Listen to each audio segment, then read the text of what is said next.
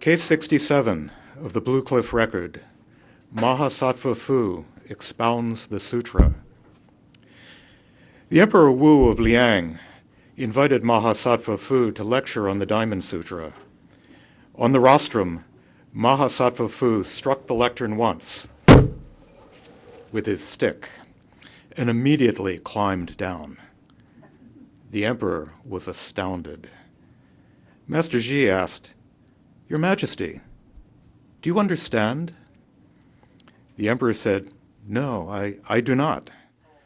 Ji responded, "Mahasattva Fu has finished the lecture." So, here we have a koan from one of the great collections of koans, the Blue Cliff Record, first published in 12th century China, which, of course, begs the question, what is a koan? Besides lying at the heart of my Zen practice, it's a term that has entered the vernacular as meaning a puzzle with no solution, a conundrum.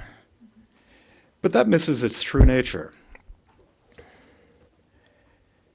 A slightly more sophisticated, though still incorrect view has it that a koan is meant to bring the mind to a halt. Much as when Captain Kirk, in the original Star Trek, would deliver a logical puzzle to a sentient but evil computer and bring it crashing, smoking to the ground, thus saving an alien world and continuing the series for us all. But it's not that either. Koans are stories.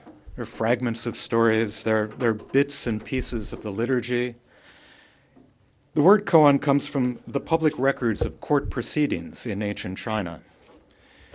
They would be published outside the courtroom, and the public would come in and read them and, be astounded.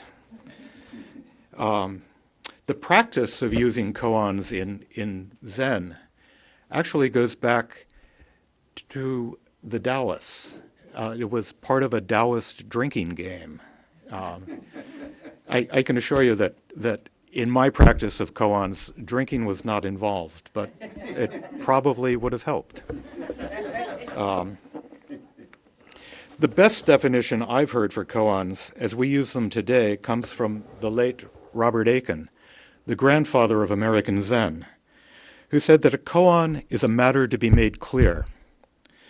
And I found, no matter how enigmatic a koan might seem, it is plain and simple at its heart, the essence of clarity.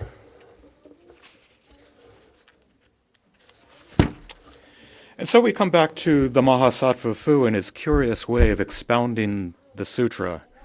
Emperor Wu of Liang invited Mahasattva Fu to lecture on the Diamond Sutra.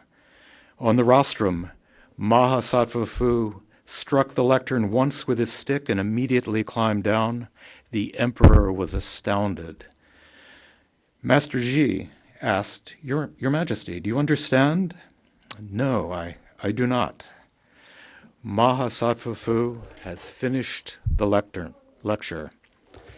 If I followed Fu's lead, I would have come up to the lectern, stood for a moment, and walked away, and that would have been a presentation of Zen, though of Mahasattva Fu's Zen, and not of my own.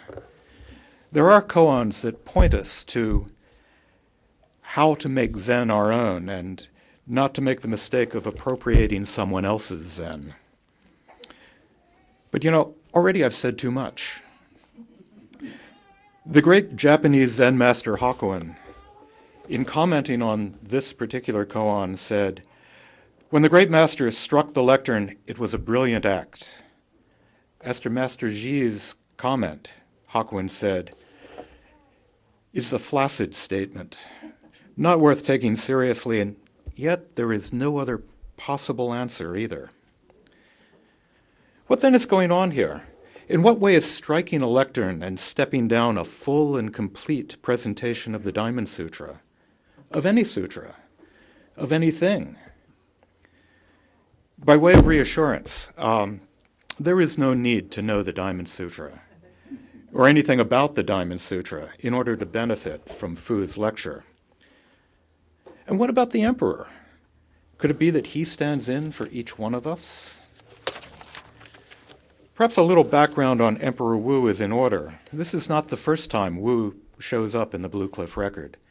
He plays a prominent role in the very first case in that book, where he questions Bodhidharma, the Indian monk who brought Zen Buddhism to China. Wu asked Bodhidharma, "What is the highest meaning of the holy truths?" Bodhidharma replied, "Vast emptiness, nothing holy." "Who then," Wu asked, "stands before me?" "I don't know," said Bodhidharma. When Bodhidharma left, Master Ji, the same Master Ji as in case 67, asked Wu, "Do you know who that man was?" Master Ji, in this case, stands in for the classic villager in The Lone Ranger. Who was that masked man? Wu replied, "I don't know," echoing Bodhidharma's words, but perhaps missing his meaning. This not knowing of Bodhidharma is the not knowing that the late Shunryo Suzuki Roshi, the founder of the San Francisco Zen Center, was pointing to when he spoke of beginner's mind, the mind that is open to possibilities and is not hemmed in by the boxes that we place around experiences when we think that we know what is going on. Wu's not knowing was the not knowing that can be alleviated by referring to a phone book. It's a very different not knowing. And yet, at the same time, each of those not knowings ultimately is the same thing. But let's get back to Mahasattva Fu and his peculiar lecture style. What we would call a sermon or a lecture is called a teisho in Japanese Zen. One translation of teisho is shout. It is a presentation of your understanding, not in words, though words may be a part of that understanding. Not in words so much as in actions. When you work with a koan, you work together with a teacher. And when you go to your teacher to present your understanding of what that koan means, words will not suffice. A teacher typically asks you to show your understanding. It is a way of embodying the experience. So it is not explaining the sound of the single hand clapping that in perhaps that most famous of koans, but rather showing the sound of the single hand.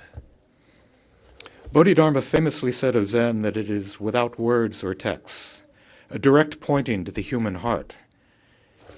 In case 6 of the Gateless Gate, another famous collection of koans, we read, "Once in ancient times, when the world-honored one was on Vulture Mountain, he twirled a flower before his assembled disciples. All were silent. Only Mahakashyapa broke into a smile. The world-honored one, the Buddha, said, 'I have the eye treasury of right Dharma, the subtle mind of nirvana, the true form of no form, and the flawless gate of the teaching. It is not established upon words and phrases. It is a special transmission outside tradition. I now entrust it to Mahakashyapa.'" Again, we have that most important moment, the recognition of the Buddha's successor, pass without words on the part of the successor. For practice without words and texts, Zen has generated an enormous literature, though a literature that keeps pointing back to just being here in this very moment. And as to the literature, you can ask my wife about the collection of books that I have on my bookshelves that God knows whether they're a help or a hindrance. So the Mahakashyapa simply stood forth, his shout, his teisho, the sharp rap of his stick on the lectern. Here am I, just this. But of course, no words are or were necessary. When in Acts, God calls to Ananias, he responded, "Here am I, O Lord." Hakuin would have said that he spoke 5 words too many. Mahasattva Fu has given us an example of what in Zen is called pure presentation, simply standing forth as yourself, without the clutter of explanations. And this is the heart of the practice of Zen, just being present in all that you do. Fu's rap on the lectern was, perhaps, the purest of pure presentations, although rinsing a dish in the sink, shoveling the snow from a driveway, lifting a hymnal and singing, these all can be the purest of pure presentations. And with this, I'll end rather than risk the ire of that old Zen curmudgeon Hakuin. I've already spoken too much.